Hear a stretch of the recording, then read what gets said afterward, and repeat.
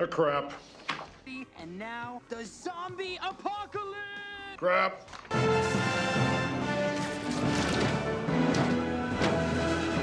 Crap. Who do you think you are? Really? Mega crap.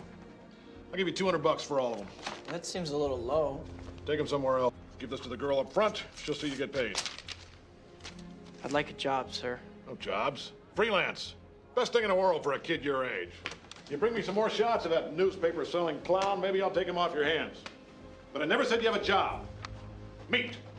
I'll send you a nice box of Christmas meat. Best I can do. Get out of here. Bring me more photos.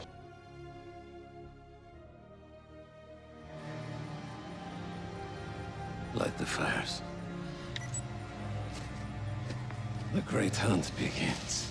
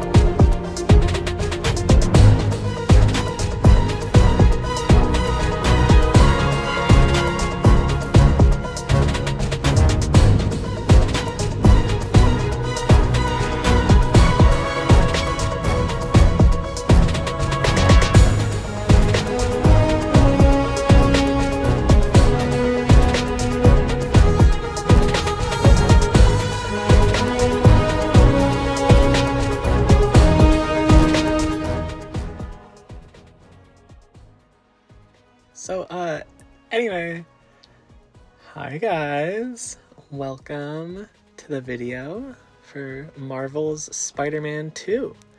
And, well, actually, first, if you notice that this video is the 5th video, and the last video uploaded is the 2nd video, don't worry about that. I will explain it at the end.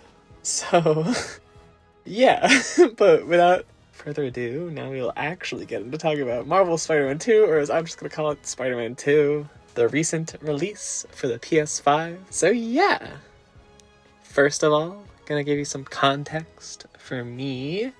So I personally am a big fan of Spider-Man media, but I am not someone who really reads comic books, so I haven't really read any Spider-Man comics, but like I've watched like a couple of the shows, watched all the movies, and I've played and actually 100%ed both of the previous Insomniac Spider-Man games. So, Marvel's Spider-Man 1 and Marvel's Spider-Man Miles Morales, both of those have been 100%ed, and I actually, in fact, did the same with this game. So, yeah, that's kind of been my experience as Spider-Man. I like Spider-Man a lot. I think he's a cool guy.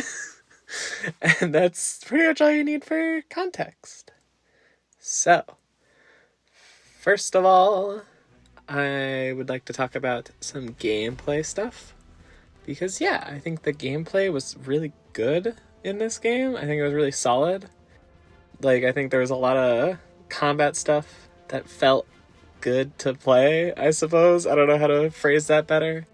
Just a very neat use of abilities which weren't present in the previous two games, which just really like adds just more variety to what you can do, and also the types of enemies they can really throw at you, because you can just hit them with some stronger stuff. So there's that. There were definitely bits that felt like there was, I don't know, more enemies present. I don't know if that's just me, but along with that, there's just also a lot of like technical aspects that are very impressive, but are pretty much just because of the PS5. So one, I'm sure you've heard about it. Fast travel. Fast travel in this game is nuts.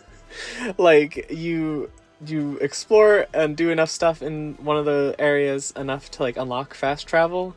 And once you do that, you can fast travel to literally anywhere in that area whenever you want to. And it's instantaneous. Like, it's literally just, you pick a point, you hold triangle, and then it zooms in on the map and you're there. It's actually insane to experience. It really feels like witchcraft. but it's unfortunate how good it is, because the traversal feels fantastic in this game. Like, of course, really makes you feel like Spider-Man, you know? Like, as the previous two games very much nailed the feeling of feeling like Spider-Man relatively easily. This game continues that and goes even further beyond that, just with how traversal is so much quicker in this game. Like, I didn't think it would be as noticeable as it was, but, like, it feels so much faster, and you can really tell that's, like, because the PS5 can load in the city so much faster, so you can move faster through it. But it's very impressive. It's very interesting to see, and also I really enjoyed the web wings that they added in. This is kind of a side thing here. I really enjoy the web wings. I think they're just like a fun addition. Like, I don't have much more to add on to that. They're just a fun addition. But on the other hand, there wasn't a ton new gameplay wise, mechanically, that wasn't already present. It felt very much like the previous two Spider-Man games, but like slightly more. Definitely was a bit more, as I mentioned. You have new abilities for both Peter and Miles, and obviously the web wings. But like, it still felt very much grounded in the base set from the previous two games. And then also, just being able to play the two Spider-Man, I don't really have a good place to put this, so I'm just gonna kind of put it between the story and the gameplay section. So, just having both Spider-Man was really neat. It was really interesting, and I think it worked well for the story that was being told in this game, which I'll get into in a second. One little thing I'm adding in is about Haley. I think it's really cool how this pretty minor character from Miles Morales got like fleshed out to be like a main character and even like the love interest of Miles. But that's fun and all in general, but it's really cool because she's deaf, and it's just nice to see like some disability representation present in the game. So like, that's just like an awesome thing, and it's really fun because you can go into the settings to give her a voice narration for what she says, because, you know, usually she's signing, so she isn't speaking. Like, there's subtitles, but usually she's not, you know, speaking.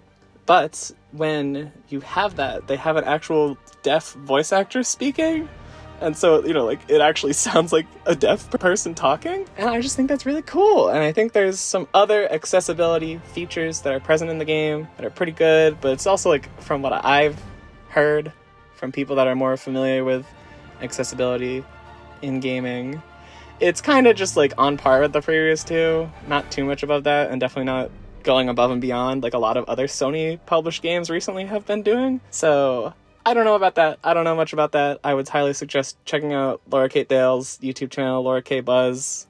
She does a lot of great accessibility stuff if you want to hear more about that. And yeah, also one last thing, which is kind of a story/technical thing. At the very beginning of the game, you're fighting Sandman. He's a big old Sandman monster, and he punches you like through like at least a neighborhood or two, and then you slingshot yourself back, and it's just very cool to see, because you can tell it's rendered like in engine in real time type of stuff, and so it's just like really impressive. Without further ado, we will get into story stuff.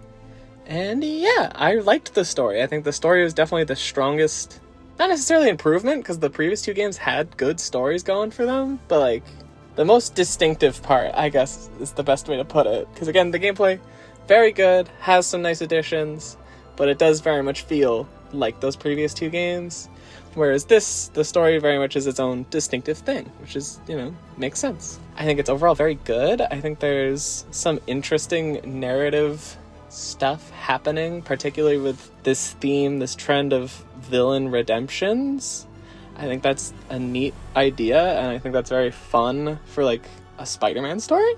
Like, there's a couple of villains from the previous game that show up, and they're, like, not bad guys. And then there's a couple that do show up that are bad guys, and like stuff happens to them, like they aren't just like gone, which is just like a cool thing, especially as someone who, like, most of the Marvel content I've consumed has just been the MCU, and they're like notorious for just kind of killing off villains. So it's like, it's nice. It's a nice change of pace where like these characters are like still here and still relevant, even if they aren't even like bad guys anymore. So like that's a fun theme, and it kind of ties into a nice inverse of what we see happening with Peter and the symbiote storyline.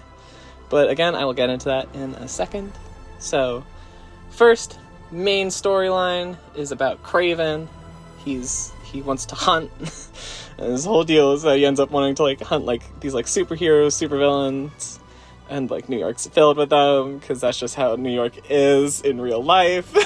And so he comes to New York and he's like hunting down a whole bunch of different like characters, mainly villains, because most of the super powered characters from the comics that we've seen in these games are villains. So, you know, or at least like anti-hero stuff like Black Cat or whatever. So he shows up and he's just like, he wants to hunt, and I guess I will wait for a spoiler section to talk more about Kraven's stuff. So I'm going to talk about Venom and the symbiote arc first. So, or at least a little bit, because again, gets into spoiler stuff. So I really liked how they handled the symbiote arc in this game. I think it was very cool. I think it was executed better than any execution I've seen personally, at least. So there's that. I think it really made sense for the Peter that was set up in the previous game for him to be as susceptible to the symbiote as he was in this game. And I think the story was very good around that. And I think it was very interesting to watch. And I also really liked that the black suit, like, as the story went on, it slowly became less and less like his regular suit and slowly got, like, for lack of a better word, like, gooier and, like, more alien, which was just really cool, like, a really nice, like, visual detail to have. And, yeah, one more little... I have a couple little story things. So, first of all, I have 3 main sequences that I really liked in this game, but 2 of them are late game and, like, spoiler stuff, so I don't really want to get into that. But one is the sequence with Black Cat. That sequence was really fucking cool to play through, because without, like, getting into too much details, stuff with literal portals happens, like Doctor Strange-ass portals happens, and it's just really cool to play through that section. I also liked that Black Cat is just gay, or at least, like, bi or whatever. That was fun. I like that. I appreciate gay characters, because I'm like that. She's just like me, for real, for real. That's pretty much all I can talk about outside of the spoiler section, aside from just a quick note of I wish Miles kind of had a bit more of his own story going on, because, like, he was definitely present and he had stuff to do, but a lot of the interesting stuff with Miles' own story was outside of the main story and was in side content, which was just, like, kind of weird and a bit unfortunate. Like, he definitely had stuff happening in the main story, but I wish he had more, because it was very clearly Peter-centric story still. But it does make me excited for Spider-Man 3, because Insomniac has already said that they want Miles to be at least the main Spider-Man for that one. So, yeah, hopefully that will be fixed in the next game. But so now we're going to get into little spoilery section for kind of like the last, like, I don't know, like last third of the game, I guess. And also the end of the Flame storyline, which is a side quest line that you can go through. So yeah, if you don't want to hear any of that, skip to whatever time is on the screen, and I will see you there. So yeah, the 2 sequences that I didn't mention previously. One is the sequence where it's the final sequence of Black Suit Peter, Symbiote Peter, whatever you want to call it, where he's confronting Kraven. That sequence was really fucking cool. Like, not only did it really, like, feel like it was starting to take over when you were playing as Peter, because you have this symbiote surge ability that essentially makes everything stronger and all that jazz. And for this whole sequence, you just have that permanently instead of on, like, a little timer. So, like, that was a fun little thing. And then it's just a good story sequence. And really, really everything with, like, Venom was awesome in this game. But then you fight Peter as Miles, and it's a whole thing, and it's just a good moment for the characters. And then the second sequence I was going to mention was when Harry gets the symbiote back and he really becomes Venom. That sequence was so fun to play. It was really such a surprise and such a treat to get to play as Venom and just like stomp around Oscorp killing a bunch of people. Like, that was just like super fun. It's just like a really cool sequence, and I loved how that tied into the conclusion of Kraven's arc, because like for a whole bunch of story and character reasons, it makes sense that Harry would end up killing Kraven, especially as Venom. So that was just like a really cool thing, and it was just like really cool to see them fighting each other, because it's something that outside of this gameplay sequence happening, we probably wouldn't have really gotten to see much of, if at all. So like, that's just cool. I think it's fun to see Kraven and Venom fight. I think that was awesome. Right, I'm talking about, maybe I just like watching big men fight. So yeah, and then obviously gotta mention the final boss. It was really cool. Like, I really like Venom. I think the stupid movies with Tom, I'm an actor, of course I've had gay sex, Hardy, really put me onto liking Venom more than just like an edgy like thing. Like obviously those movies, and as far as I know the comics, Venom's much sillier, at least generally, than he was in this. So there's that. He definitely was on the more edgier side of things, but it was just really fun to like watch. Like, I just really like Venom. I think that's what I'm realizing here, is I just really like Venom. I think he's fun. I like watching him. I like this big goo man just stomping around. God, I wish I could get 19 inches of Venom in me. Oh my god. But the final boss itself was quite cool. I don't think it tops the first game's final boss for me, or even really Miles Morales's, which is unfortunate. Not that it was bad or anything. I definitely think it was really good. But I think I liked those previous two better, actually, now that I'm really thinking about it. So, yeah. I don't know what to say about that. But it was still a really cool fight. Venom sprouting his rad as fuck wings midway through. Super cool. I think that's all really cool. I think it's a little odd that they had Miles be the last section of the fight. Because you fight, the first half of the fight, you're playing as Peter. Second half of the fight, you're playing as Miles. Feels kind of weird, because Venom is just more of a Peter villain in general, and then also this Venom is Harry, his best friend. So like, it just feels a little weird that they had Miles be the one that finishes that fight, the second half of that fight. So, I don't know, like, I kind of get it, because again, they've straight up already announced that the third game is going to be a Miles-centric game. Whether Peter's playable at all or not, we don't know, but like, we know that Miles is going to be the main Spider-Man in Spider-Man 3. So it makes sense from that standpoint, but like, from like a story character standpoint, it's kind of a little weird, you know? So yeah, and then from the endings of all of the varying storylines and stuff, I'm really excited to see what Spider-Man 3 is going to have going on, because they've already pretty blatantly teased Green Goblin's gonna actually happen, Doc Ock's gonna come back, Carnage is gonna show up, and also Silk, or at least Cindy Moon, is gonna be present. So like, I'm just really curious to see where that story's going, where all of that stuff is gonna go, because I've really liked all three of Insomniac's Spider-Man games. So yeah, I'm just excited. Also, one more thing, I wanted to mention Miles' final suit. There's a bit that could be said about the suits in general in this game. I think it's overall pretty decent. Like, it's like alright, you know? I like that most of them have like different colorways to pick from. That's appreciated. However, I want to talk about Miles' final suit in the story. He gets it right at the very end, at the last mission, and at least in my opinion, and from the opinions I've seen of a lot of people online, it's not good. It's kind of ugly. Doesn't really look like Spider-Man suit. So, not ideal. It's made a lot funnier when you realize that it's literally just an Adidas ad. Like, October 20th, the day the game came out, Adidas released the shoes he wore, pants, and the jacket like, just the whole fit.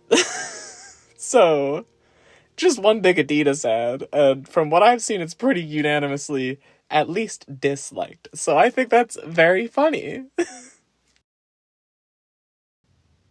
So yeah, that's pretty much all I have to say about this game. Like, it's really solid. It's very much a game where if you liked the previous two, I see no reason why you're not gonna like this one. Maybe not more so, but at the very least, I feel like if you liked the first two, you're gonna like this one. So that's kind of the end of my review on that. Alright, so hello. Welcome to the end of the video. So, funny little thing, silly goofy. I've been putting off the previous two videos, Pikmin 4 and Final Fantasy 16, for a while. They're just kind of struggling to come together for an assortment of reasons. I'm kind of still just struggling to figure out how I want these videos to be structured. I think I am finally coming to a point where I'm like, okay, I want these to be like shorter, impromptu, kind of just go at it. I am looking at the time, this video is already almost 20 minutes, which is wild, but still not super long, fully fleshed out reviews.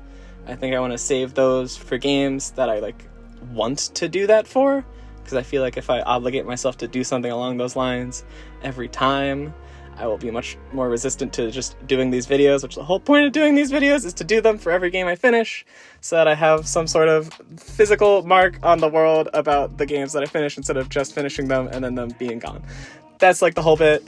I assume you've watched the first video. I get into it there. But so, I want these to be very simplistic, very impromptu, relatively speaking short, but I apparently talk a lot, which is interesting. So, yes. I hope you enjoyed this. I hope you enjoyed this type of video, because this video was recorded literally like 40 minutes after beating the game. So, yeah. So I'm not sure whether this video will have been released before I released Pikmin 4 and Final Fantasy 16. But if I haven't, then look out for those. But if it is after that, then look out for Super Mario Wonder and Like a Dragon Gaiden, The Man Who Erased His Name. I know those two are going to be the next two games that I'm finishing after this. So, yeah, I hope you enjoyed this. I hope you enjoy those other 4 videos whenever those are coming out relative to this video. And I will see you next time. Bye!